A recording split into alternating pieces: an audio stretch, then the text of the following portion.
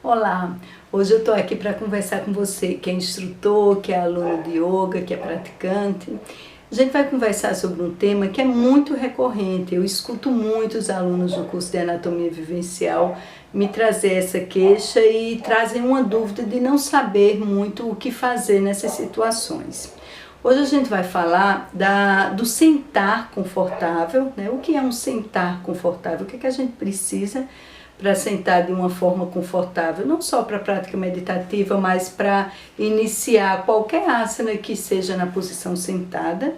E também um aspecto muito comum, que é o desafio do aluno que vai tocar os pés com as mãos nas posturas que levam o tronco à frente, como por exemplo a Paschimottanasana. Então hoje eu quero explicar para vocês e trazer especificamente uma discussão sobre um grupo de músculos que quando eles estão encurtados, eles limitam o movimento e isso gera uma sobrecarga para a nossa coluna, tá bom? Então vamos lá? Então agora nós vamos olhar aqui para essa imagem e a primeira coisa que eu quero apresentar para vocês são esses músculos aqui, um grupo de músculos que ocupam a parte de trás da coxa, os músculos isquiotibiais. Eles recebem esse nome porque eles se fixam lá na tíbia e lá nos isquios. Então eu sempre falo para os meus alunos, quando um músculo ou um grupo de músculos passa por uma articulação, a gente precisa olhar que ele tem alguma relação ali com aquela articulação. Então aqui vamos olhar os isquiotibiais e nós vamos ver situações onde eles estão encurtados e situações onde eles estão com uma boa elasticidade, uma boa disponibilidade para mantermos as pernas alinhadas, tá? Então, vamos observar aqui esses músculos. O que acontece, né? Quando a gente está sentado, então a gente vai querer se apoiar sobre os isquios, né? E quando eles estão encurtados, eles vão restringir esse apoio dos isquios. Então vai ser mais difícil o nosso aluno sentar sobre os isquios. Uma boa referência que a gente utiliza para sentar sobre os isquios é a gente observar que a coluna ela pode ficar perpendicular ao solo, né? A pelve está bem alinhada e a gente vai utilizar como referência a espinha ilíaca anterosuperior, tá? E a gente vai poder ficar nessa posição sem um excesso de tensão. Quando esse músculo se contrai, puxa o isquio, olha o que é que a asa do ilíaco faz, né? Então joga a nossa coluna para trás e eu vou precisar realmente de apoio das mãos para poder ficar. E às vezes eu crio uma compensação levando o tronco à frente. Então a gente vê que o aluno ele senta e ele forma essa grande curva na coluna, né?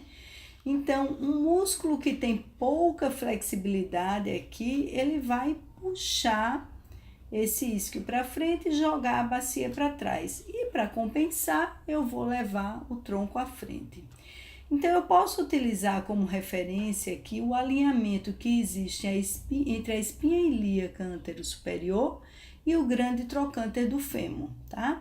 Então, a gente quer um bom alinhamento quando eu tenho aqui a espinha ilíaca anterosuperior num bom alinhamento com o grande trocânter, tá?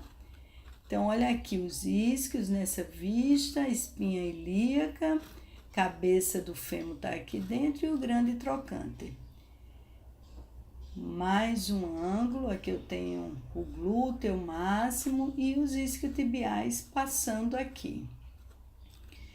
E quando esse músculo está encurtado, ele não vai deixar que aconteça um bom alinhamento entre a espinha ilíaca e o grande trocânter, tá? Então, a gente vai imaginar que essa bacia vai ser levada para trás e olha o que acontece. Se a pelve vai para trás, a coluna lombar também vai ser jogada para trás. Quando eu mantenho esse bom alinhamento, eu preservo essa lordose lombar, né? Que é uma curva fisiológica. E a gente disse que os isquiotibiais estão bem flexíveis, estão com uma boa disponibilidade. Quando eu sento com as pernas estiradas, mantenho essa curva lombar, existe uma boa relação entre o trocante e as espinhas ilíacas. Quando eu tenho isquiotibiais encurtados, olha o que é que eles fazem. Eles puxam os isquios e a espinha ilíaca ela vai passar mais atrás do trocante, né? Então, a gente muda essa relação de alinhamento. E olha como eu perdi aqui a lordose lombar, que é super importante para o equilíbrio da coluna.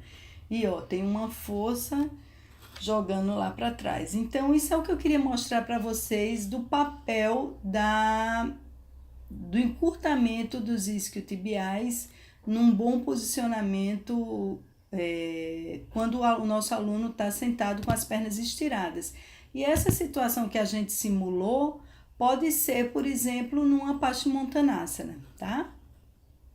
E agora eu quero mostrar para vocês uma outra situação que é bem comum, né, nós encontrarmos nos nossos alunos. Levar as mãos à frente, tocar o pé, por exemplo, na fase final da Paschimottanasana. Então, vamos observar o que é que acontece com essas estruturas ósseas e o que é que a gente espera desse movimento, o que é que a gente espera que a bacia faça. Quando eu levo o tronco à frente, olha o que é que eu espero. A pelve, ela vai ser levada à frente e olha aqui a espinha ilíaca indo em direção ao fêmur, tá? E o que é que acontece com o isquio? Ele vai lá para trás. Então, quando eu levo o tronco à frente, eu preciso ter essa flexão a partir da coxa femoral. Aqui eu tenho as curvaturas da minha coluna e olha, para levar a coluna à frente, eu levei também a minha bacia. E aí a gente vê que muitas vezes a gente faz um grande arco e o aluno quer tocar no pé de todo jeito. Só que para ele fazer esse movimento, ele precisa ter um movimento de levar a pelve para frente. E se a pelve não vai, um dos motivos que a gente viu foi o encurtamento dos isquiotibiais, a gente vai ter aqui uma limitação e uma sobrecarga nessa região aqui, né? Então, esses esforços, a gente está gerando uma sobrecarga aqui na lombar e S1. E essa é uma situação bem comum que a gente encontra, né? O nosso aluno, ele quer tocar o pé de todo jeito, e aí aqui não está liberado o movimento da bacia, e aí o que é que ele faz? Ele leva o que está livre. Ele projeta a cabeça, projeta os ombros e faz esse grande arco aqui na coluna. Mas olha como essa região aqui não desceu. Aí ele desce com essa parte superior. Essa é uma situação que a gente precisa evitar, gente, na execução do Paschimottanasana, porque isso gera uma sobrecarga.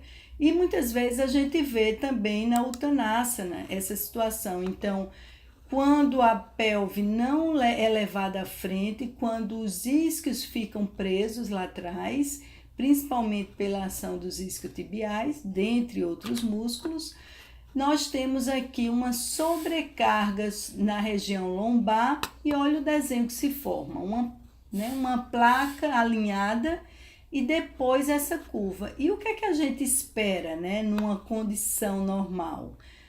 Que o nosso aluno desça o tronco à frente, seja na Paschimottanasana, seja na Uttanasana, mas olha o isquio pronto está indo para o alto. Aqui tem uma boa liberação e a coluna desce. Então, é isso que a gente espera, né, que o movimento aconteça dessa forma. Então, eu espero que esse conteúdo tenha sido útil para vocês, tá? E lembrando, a gente precisa levar as mãos até os pés se houver uma liberação do centro. Uma vez eu gravei um vídeo e disponibilizei para vocês falando do que era negociável ou inegociável no asana.